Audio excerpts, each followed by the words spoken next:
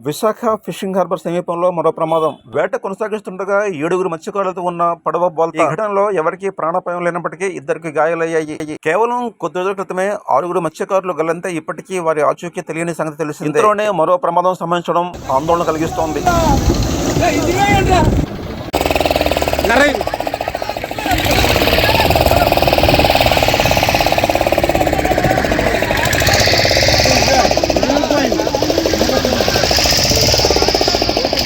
Ayo,